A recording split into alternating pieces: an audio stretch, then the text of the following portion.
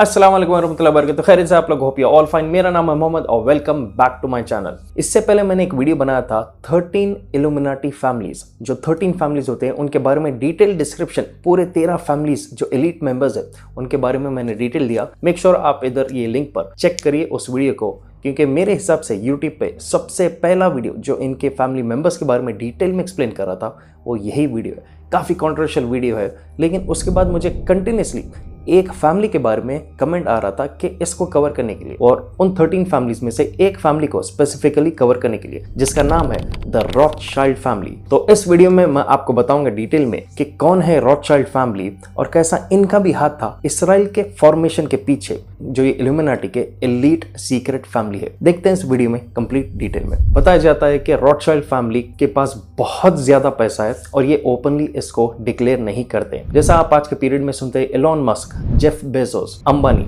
इनके पैसे के बारे में आपको तो मैगजीन्स में पता चलता है, पर ये रॉथशाइल्ड फैमिली अपने पैसे को हिडन रखता है।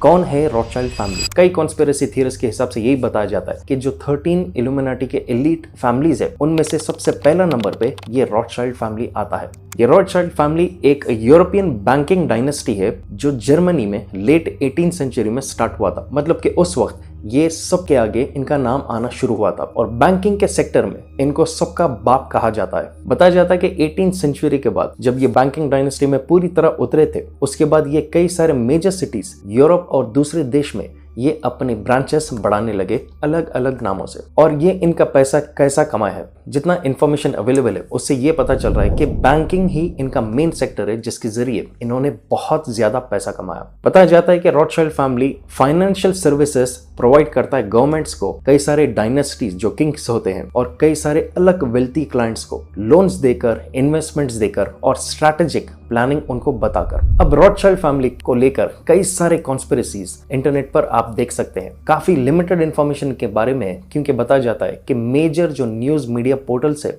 वो भी इन्हीं के अंडर है, तो ये अपने बारे में ज्यादा इंफॉर्मेशन ज्यादा बाहर आने नहीं देते। कई सारे कॉन्स्पिरेसी थ्योरीज इनको लेकर है, जैसे कि ये कई सारे गवर्नमेंट्स जो रूलिंग हो या ऑपोजिशन हो, इनके पीछे इन्हीं का हाथ होता है और ये उन गवर्नमेंट्स को बैक सपोर्ट देते हैं। और ये बताया जाता है कि ये रॉथशाइल्ड फैमिली कई सारे गवर्नमेंट को उनको पावर प्ले यही देते हैं बैकएंड से। तो रॉथशाइल्ड फैमिली को पपेट मास्टर्स बताया जाता है, जहां पर ये पर्दे के पीछे रहकर सामने किसी और को रख के, कोई भी पावर पोजीशन हो, पॉलिटिकल आदमी हो, उसको ये पीछे से कंट्रोल करते हैं, या तो पैसे के साथ या उसको पावर या पोजीशन के साथ। तो कई सारे गवर्नमेंट जो वर्ल्ड में जो इलेक्ट भी होते हैं, कई सारे कॉन्स्पिरेसी थियरिस्ट ये कहते हैं कि इसके पीछे रॉथशाइल्ड का ही गेम होता है। देखा जा सकता है कि रॉथशाइल्ड फैमिली कई सारे चीजों में वो अपना बिजनेस में हाथ डाले हुए है और इसके बारे में कई लोगों को, आम आदमी को पता नहीं है। बताया जाता है रॉथशाइल्ड फैमिली के बारे में कि one of the largest mining corporations इन्हीं के अंडर है, जिसका नाम है रियो टिंटो। रियो टिंटो एक माइनिंग कंपनी है जिसका हेडक्वार्टर मेलबर्न, ऑस्ट्रेलिया में, और इसका फाउंडर है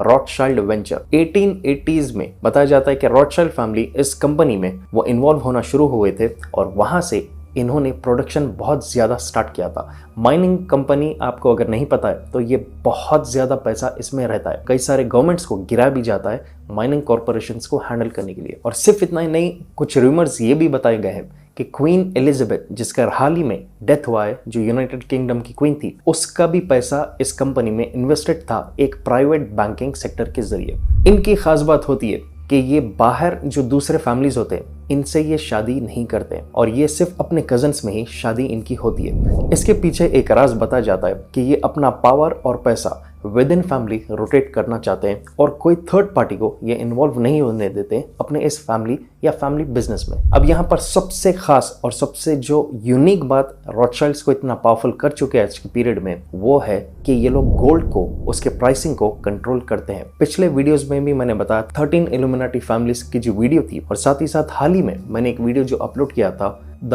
बैंड बुक, जिसमें इल्यूमिनाटी के मेंबर्स है। इन दो में मैंने बताया कि कैसा ये ज़ायोनिस्ट्स गोल्ड को कंट्रोल करते हैं वर्ल्ड में, जिसकी वजह से ये सारे इकोनॉमिक पॉलिसीज, गवर्नमेंट के पोजीशंस, पॉलिटिकल जो पोजीशंस होते हैं, इसको ये कंट्रोल करते हैं। और यहाँ पर रॉथशाइल्ड्स की खासियत यही बताया गया कि ये जो गोल्ड का प्राइस जो आप देखते हैं फ्लक्चुएट जो होता है, बढ़ना है या गिरना है, ये ही लोग कंट्रोल करते हैं। अब वो कैसे? 1919 में रॉथशाइल्ड्स और उसके साथ के जो पार्टनर्स थे, इनके बारे में बताया जाता है कि दिन में 2 बार डेली मिलते थे ताकि एक गोल्ड का प्राइस सेट करे। एक है सुबह के वक्त जो डिक्लेयर करना और एक है शाम के वक्त। और देखते ही देखते गोल्ड एक बेंचमार्क बन चुका था आज इंडस्ट्री में। इसी गोल्ड को वो एक्वायर करके वो कंट्रोल में रख के आज पेपर मनी हम सबको रोटेट करते हैं। जो आप कागज का जो पैसा देखते हैं वो आपके हाथ में दिया जाता है और एक्चुअल जो वेल्थ होती है गोल्ड वो इन्हीं के पास कंट्रोल में रहता है। पता जाता है कि बैंकिंग सेक्टर में ये जब हेड बन चुके थे सारे बैंक्स के, तो ये एक यूनियन बनाए थे जहां पर यही लोग और इनके साथ के जो थिंक टैंक्स थे वो रोज मीटिंग में गोल्ड के प्राइस को सेट करते थे। तो सोच लो आप, गोल्ड का प्राइस गिरना या चढ़ना आपसे पहले अगर इनको पता रहेगा, क्योंकि यही सेट करे, तो कितना नहीं ये लोग फायदा पैसे में उठा सकते हैं इसको बेचते वक्त या खरीदते वक्त। फिर बताया गया कि 2004 में इन्होंने हैंडओवर किया इस काम को बार्कलेस कंपनी को। अब कुछ कॉन्स्पिरेसी थियरिस्ट ये कहते हैं कि बार्कलेस सिर्फ एक फ्रंट है, मतलब कि उसको सामने रखा गया और ये अब पीछे उसके रहकर गेम खेल रहे हैं ताकि इनका नाम सामने नहीं आए। देख सकते हैं आज के दौर में कि पैसा सबसे बड़ा पावर अभी फिलहाल बन चुका है, लेकिन यहाँ पर भी देख सकते हैं आज के पीरियड में कि दो किस्म के लोग देखे जा सकते हैं। कुछ होते हैं कि जो वाकई में अमीर होते हैं और कुछ होते हैं जो सिर्फ दिखावे की अमीरी बताते हैं, लेकिन इन दो में बहुत फर्क होता है। तो इसके लिए मैंने एक बहुत ही जबरदस्त ऑडियो बुक सुना है जिसका नाम है द रियल रिच, जहां पर सागर सिन्हा ने इस ऑडियो बुक में बताया कि असली अमीरी और दिखावे में क्या क्या फर्क होता है, क्या क्या अंतर होता है। पर यह किताब फाइनेंशियल स्टेबिलिटी और स्मार्ट चॉइसेस पर फोकस करता है। ऐसे टॉपिक्स पर इंफॉर्मेशन निकालने के लिए काफी वक्त लग जाता है, इसलिए मैं वेल रिसर्च टॉपिक्स को ऑडियो बुक्स के जरिए कोको एफएम पर सुनता हूँ, क्योंकि मैं कभी भी इसको मल्टीटास्क करते हुए भी सुन सकता हूँ, स्पेशली रात को सोने से पहले अनवाइंड करते हो। ऐसे और भी बहुत सारे टॉपिक्स पर ऑडियो बुक्स आपको मिल जाएंगे कोको एफएम पर। और खास तौर से मेरे व्यूअर्स के लिए नीचे डिस्क्रिप्शन में लिंक क्लिक करके मेरा कूपन कोड MD50 यूज करिए, जिससे आपको मिलेगा 50% ऑफ आपके पहले मंथ के सब्सक्रिप्शन पर। मतलब कि सिर्फ ₹49 में आपको पूरे महीने का सब्सक्रिप्शन मिल जाएगा। तो अभी फायदा उठाओ और अपनी नॉलेज को बढ़ाओ कोको एफएम के जरिए। अब इनके बारे में जनरल क्या कॉन्स्पिरेसी थीरीज कहते हैं कई सारे कॉन्स्पिरेसी थियरिस्ट। बताया जाता है कि यूएस फेडरल रिजर्व ये वही ऑर्गेनाइजेशन है जो अमेरिका का डॉलर्स छापता है,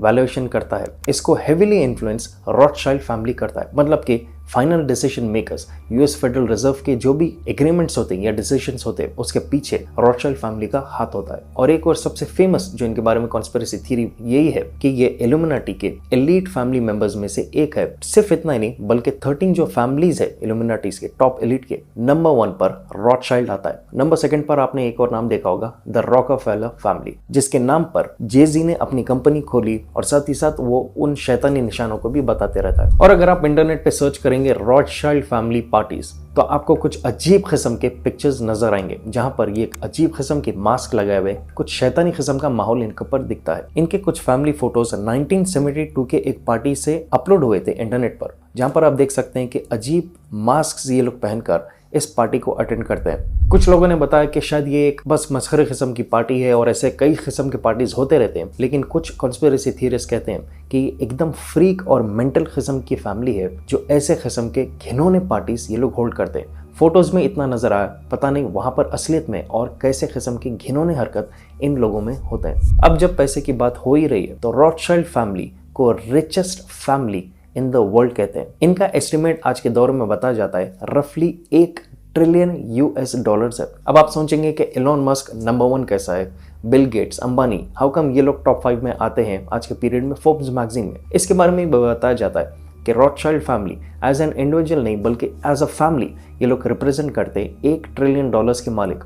और दूसरी बात, ये मीडिया में अपने आप को कभी सामने आने नहीं देते, अपने आप को काफी हिडन रखते हैं। अब जब इतना पैसा है तो ये सिर्फ पॉलिटिकल पोजीशन नहीं बल्कि बताया जाता है कि रिलीजियस पोजीशंस को भी ये कंट्रोल करते हैं, ताकि सारे दुनिया के जो पॉलिटिकल या रिलीजियस किस्म के जो फॉलोइंग लोग रखते हैं उनके हेड्स को ये अपने कंट्रोल में रखना चाहते हैं। और इसी ताल्लुक से एक कॉन्स्पिरेसी थ्योरी ये भी है कि ये वाटिकन के साथ भी टाइज रखते हैं। बताया जाता है कि इटली फॉर्म होने से पहले रॉथशाइल्ड फैमिली बहुत बड़े लोन्स वहाँ के किंग्स को और वहाँ के रिलीजियस स्कॉलर्स को ये फंड करते थे।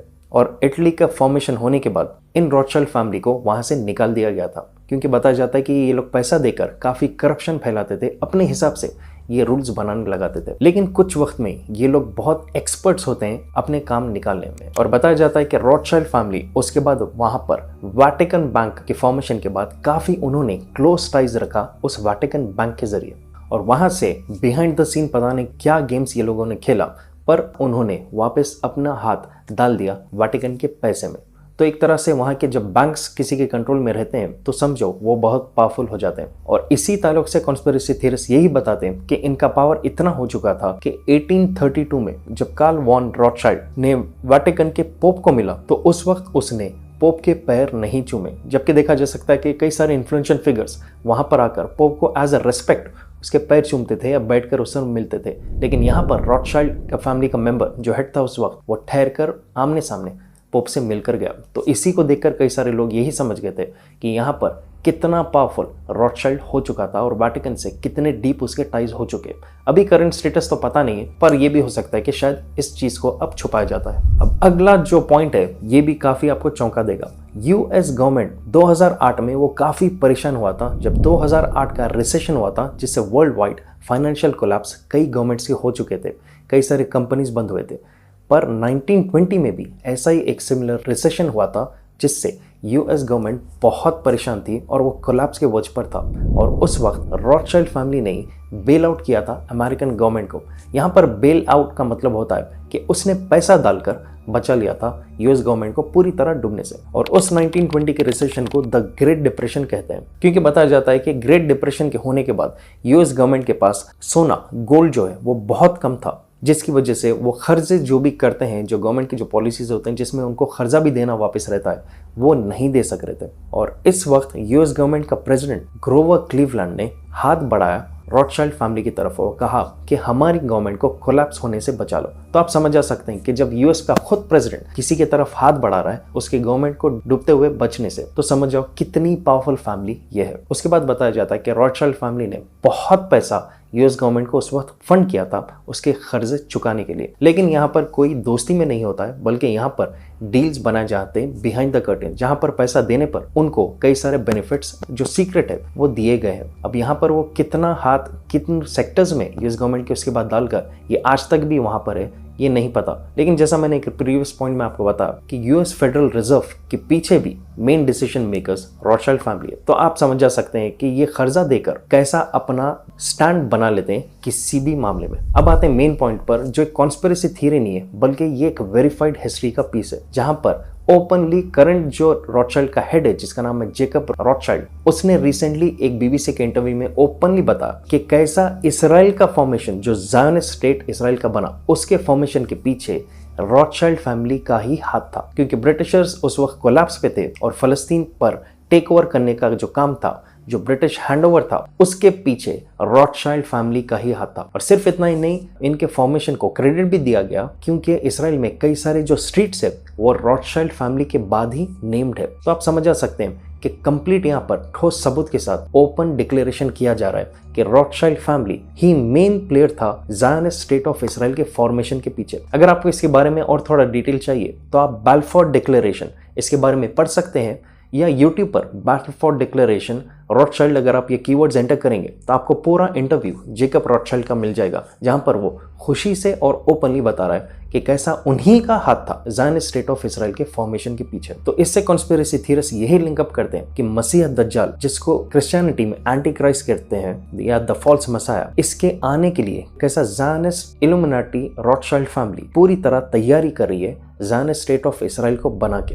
तो ये थे कुछ लिमिटेड इंफॉर्मेशन इस सीक्रेट इल्यूमिनाटी ज़ायोनिस्ट फैमिली रॉथशाइल्ड की, जिसके बारे में और कई सारे थ्योरीज ये होते हैं कि वर्ल्ड में कई सारे गवर्नमेंट्स इन्हीं के कंट्रोल में होते हैं और जो इनकी बात नहीं सुनता है या तो उसको ख़त्म कर दिया जाता है या उसकी सीट को रेवोल्यूशन के नाम पर पब्लिक के गिरा दिया जाता है ताकि अपने पपेट पॉलिटिशियंस को वहाँ पर बिठा सके। और एक छोटा एग्जांपल आपको देता हूँ समझने के लिए कि रॉथशाइल्ड फैमिली गोल्ड के ऊपर पूरा कंट्रोल रखते हैं और वो चाहते हैं कि आज के पीरियड में जितने कंट्रीज है वो पेपर मनी या यूएस डॉलर्स जो है उसी के थ्रू ट्रेड करें, और जो इनके खिलाफ जाता है और गोल्ड को वापस मार्केट में लाना चाहता है एज अ ट्रेडिंग करेंसी, उनको ख़त्म कर दिया जाता है। दो रिसेंट एग्जाम्पल्स है इसके, मुअम्मर गद्दाफी लिबिया के और सद्दाम हुसैन इराक के, जो ये काम करने वाले थे और इसी वजह से बताया जाता है कि इन दो को ख़त्म कर दिया गया था रेवोल्यूशन के नाम पर। तो ये थे कुछ इंटरेस्टिंग और मिस्टीरियस फैक्ट्स रॉथशाइल्ड फैमिली के। तो आप अपने हिसाब से अपना ओपिनियन कमेंट करिए कि क्या वाकई दज्जाल के